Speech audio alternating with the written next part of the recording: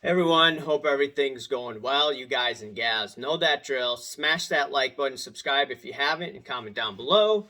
Follow me on Instagram at AIH_sports. Follow me on my finance channel at AIH Finance. Okay, so I wanted to touch base on P. Ryan collection on Instagram, the video that he did and how he's looking at the high-end market, and he thinks that there could be potentially some opportunities as a collector. He made that phrase known very carefully, right? So that's a good thing that he said that. Now, he did mention my name in that video on Sports Card Radio, and he was just talking about, hey, look, these guys are reveling in the markets coming down. I didn't take it personally, by the way. But they're reveling in the markets going down, and they're like, ha, ha, ha, ha. So here's some context. Over a year ago, when I started getting traction, actually, P. Ryan Collection was sending people my way. So I do give credit to him for that.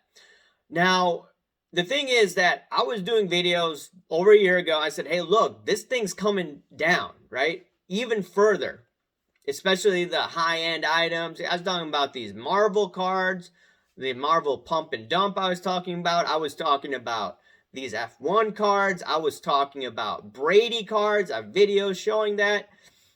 And it all came tumbling down.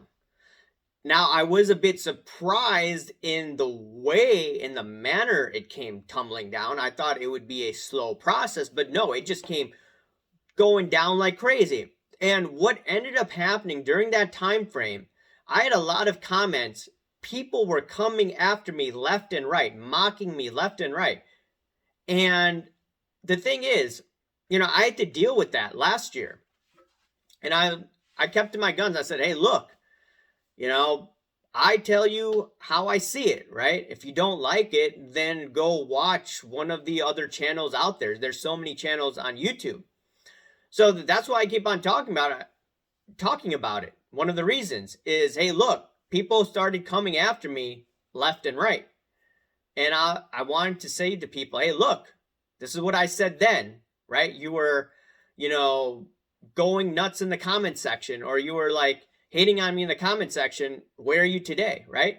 People are saying, oh, you buy $20 cheap Fergie Jenkins autographs, right? I was buying some of those autographs, during the baseball strike.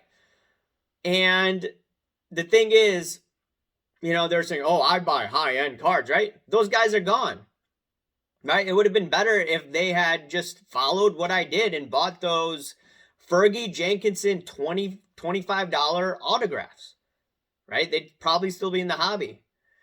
So, I saw that, I was talking about the Fed raising interest rates, things coming back to normal. Eventually, people will have less money in their pockets for sports cards, just to summarize it. And now we're at a point where you have companies like PWCC, and PWCC was lending out crazy amount of money, and that helped build up sales when everything was hot. Now we're at a point where, okay, these cards have come tumbling down. People probably don't want to pay their loan. They'll probably settle it out of court, to be honest. And PWCC has no choice but to take a loss, right? They just borrowed $175 million, and I'm sure they have other loans as well, so they have to pay that off, right? So there are going to be fire sales. And what P. Ryan was saying that, hey, there could be opportunities, just like there were opportunities in 2010 for people that were buying rental properties, people speculating homes, all that fine stuff. Yeah, those people have made a great ton of money. But here's the caveat, right? During that time frame, you had interest rates very low, okay? Now, we may be in a short period, the next year and a half, where interest rates go down, which could pump up all markets, including sports cards. But I'm just still looking out a couple years down the road. It does not look pretty, right? I'm not telling people how to collect, how to spend their money. But if I had a guess, right, the whole system does end up blowing up. Not like we saw in summer of last year, or October. I think it's going to get much worse. But that may take a year and a half for that to materialize. Right now, from the macro situation, I don't want to get too much into macro, but it ties into the high-end card market, in my opinion. And you could say overall card market. If the Fed's going to lower rates, right? But there's still problems underneath the surface. The yield curve is inverted, right? If that's inverted, there's problems in the system, okay? I talk more about it in my finance channel. That's why I created it. I know some people say talk more about it. Some people say don't even talk about it. So I want to do something balanced, right? Just give a small synopsis. So I'm just looking at this and I'm like, okay, from the high-end perspective, okay, you could get that bounce, but is that the ultimate time, the best time to get back in? And I'm just looking at some of these cards. Some of these cards went from what? $100 like 4, 5, 6 years ago. And these Brady cards, for instance, what Chrome PSA 10, I haven't looked at the latest comp, but you're talking about thousands of dollars. If someone were to get in, I mean, that's not really high end, but if someone were to try to get back in, I mean, is that the best time? I mean, I personally, for me to get back into those cards, I would want to see it, what, $3,000-$4,000? Not $3,000-$4,000. I would like to see the card go much lower, okay? And I'm also looking at, for instance, Fleer 86, right? This is a good example. Fleer 86, right? $20,000 to $700,000, okay? And then now it's, what is it, like $140,000? Okay?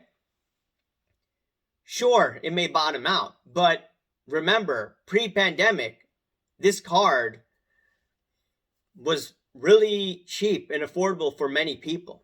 The Brady Chrome Refractor card that I mentioned the other day, that went from what, under $10,000 pre-pandemic to about $169,000. And I think the latest sale, according to PWCC, was about $40,000 or $39,000, whatever it was, okay?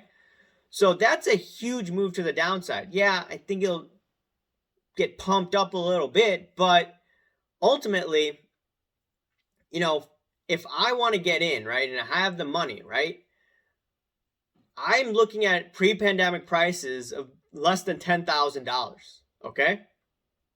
And if the economy, like I believe, is going to be tumbling down in the next year and a half, may not happen for the next year, right? I expect rosy outcomes.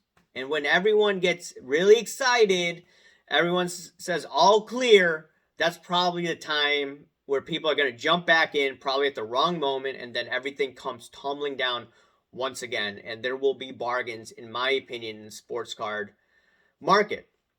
And, you know, right now what I'm doing is I'm mainly adding to my PC, right? I'm trying to get autographs right now. Some I may speculate in and get them authenticated by PSA, some of these rookie cards. But right now I'm just working on mainly getting autos on these cards. And some of them, like I said, will be used to speculate in. But otherwise, this high-end market, there's not that much volume. That's the problem with this. And it's not 2018 where you had Gary Vee promoting this hobby. Gary Vee is missing. So, I mean, if you get a Gary Vee, you get Fanatics in, okay, somewhere around 2025, this thing could come back up. But in my opinion, I personally, from a longer term perspective, would not be touching this. But that's just my opinion. Anyways, guys and gals, let me know what you think. Remember to smash that like button, subscribe if you haven't, comment down below. Thank you. Bye.